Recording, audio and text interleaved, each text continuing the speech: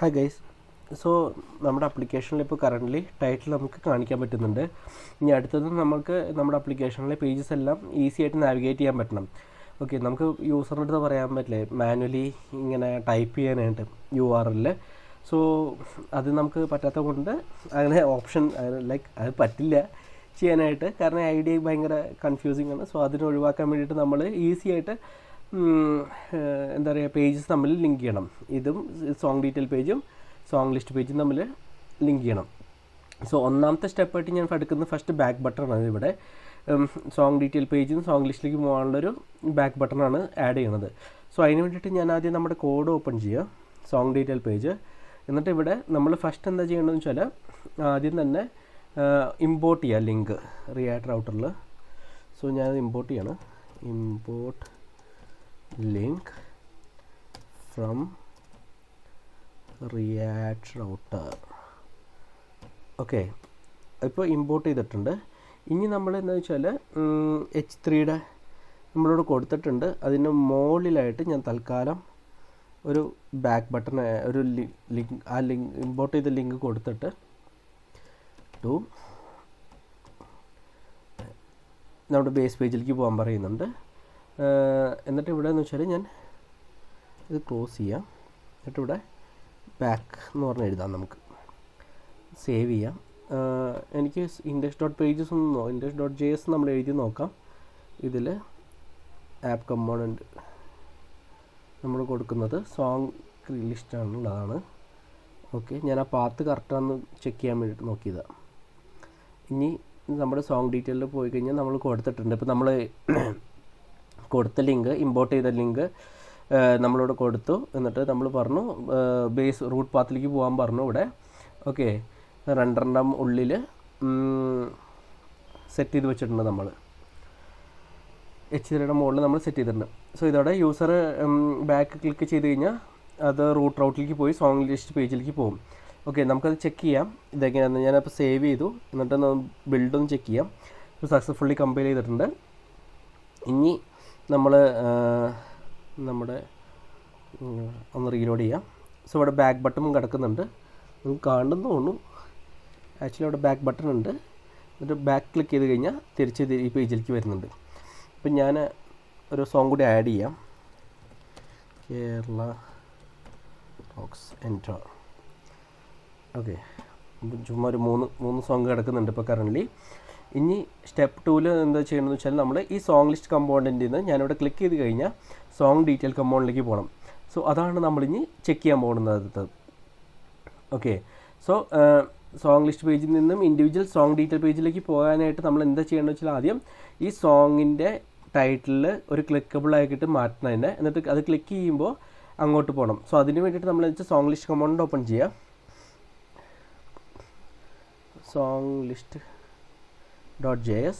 അപ്പോൾ song list .js open ചെയ്ത് കഴിഞ്ഞാൽ നിങ്ങൾക്ക് കാണാൻ പറ്റും ഇവിടെ നമ്മൾ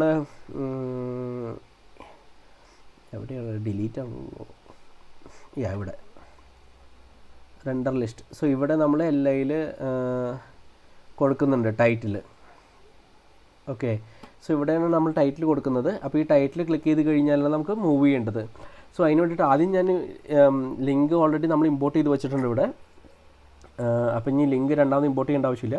ഇനി റെൻഡർ സോങ്സിൽ ഓരോ സോങ്ങിനും ബേസിക്കലി ഇവിടെ ക്ലിക്ക് ചെയ്യുമ്പോൾ നമ്മൾ എന്ത് ചെയ്യണം, നമ്മുടെ സോങ് ഡീറ്റെയിൽ കമ്പോണൻറ്റിലേക്ക് നാവിഗേറ്റ് ചെയ്യണം. അതെങ്ങനെയാണെന്ന് വെച്ച് കഴിഞ്ഞാൽ ഈ ടൈറ്റിലിന് മുമ്പ് LIയുടെ ഉള്ളിൽ ടൈറ്റിലിന് മുമ്പ് നമ്മൾ റാപ്പപ്പ് ചെയ്യുക ലിങ്ക് എന്ന് പറഞ്ഞ് കൊടുത്തിട്ട്. സോ ഞാനിവിടെ ലിങ്ക് ക്ലോസ് വന്നിട്ട് ഞാൻ ടൈറ്റിലിന് ശേഷം ഞാൻ കൊടുക്കുന്നു.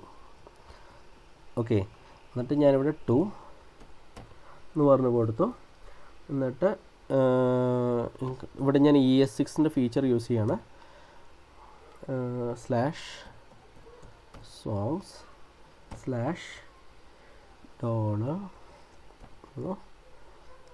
നമ്മളെന്താ വെച്ചാൽ ID ആണ് യൂസ് ചെയ്യേണ്ടത്. ID നമ്മൾ കൊടുത്തു.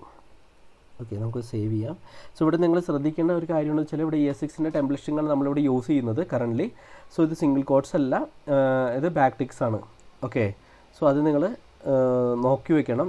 അത് ES6 ഓൾറെഡി നിങ്ങൾക്ക് അറിയുന്നതുകൊണ്ട് ഞാനിത് സ്പീഡിൽ പറഞ്ഞത്. ഇനി നമുക്കൊന്ന് ടെസ്റ്റ് ചെയ്യണം നമ്മുടെ ബ്രൗസറിൽ. സോ ഞാൻ ടെസ്റ്റ് സേവ് ചെയ്തു, ഒന്ന് ബിൽഡ് ചെക്ക് ചെയ്യാം. സക്സസ്ഫുള്ളി കമ്പൈൽ ചെയ്തിട്ടുണ്ട് നമ്മൾ. എന്നിട്ട് നമ്മളൊന്ന് റീലോഡ് ചെയ്യാം. സോ ഇവിടെ നോക്കിക്കഴിഞ്ഞാൽ ഇത് ക്ലിക്കബിൾ ഐക്കംസ് ആയിട്ട് മാറി നമ്മുടെ ടൈറ്റിൽ. സോ ഞാനിവിടെ ക്ലിക്ക് ചെയ്ത് കഴിഞ്ഞാൽ, കാരണം ഈ പാത്ത് നമ്മൾ കൊടുത്തത് തെറ്റാണെന്നുള്ളതാണ് പറയുന്നത്. അപ്പോൾ നമുക്ക് ചെക്ക് ചെയ്യാം നമ്മുടെ പാത്ത് കറക്റ്റാണെന്ന്. index.jsൽ സോങ് ആണ് ആക്ച്വലി, സോങ്സ് അല്ല. സേവ്. ഞാൻ ആ പാത്ത് കൊടുത്ത ഇൻകറക്റ്റായിരുന്നു.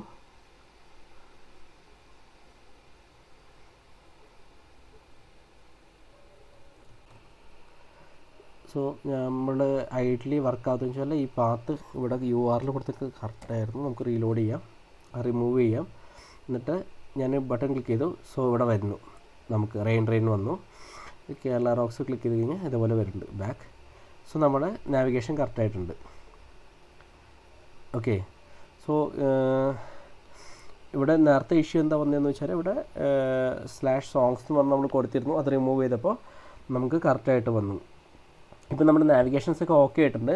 സക്സസ്ഫുള്ളി നമ്മൾ ചെയ്തു. നാവിഗേഷൻസൊക്കെ ഇപ്പോൾ ക്ലിക്ക് ചെയ്തിട്ട് ബാക്ക് ബട്ടൺ നമ്മൾ ചെയ്തിട്ടുണ്ട്. ഓക്കെ, അടുത്തായിട്ട് സോങ് ഡീറ്റെയിൽ പേജിൽ നമുക്ക് ഇതിവിടെ എന്ത് ചെയ്യണമെന്ന് വെച്ചാൽ ലിറിക്സ് ആഡ് ചെയ്യാൻ നോക്കണം.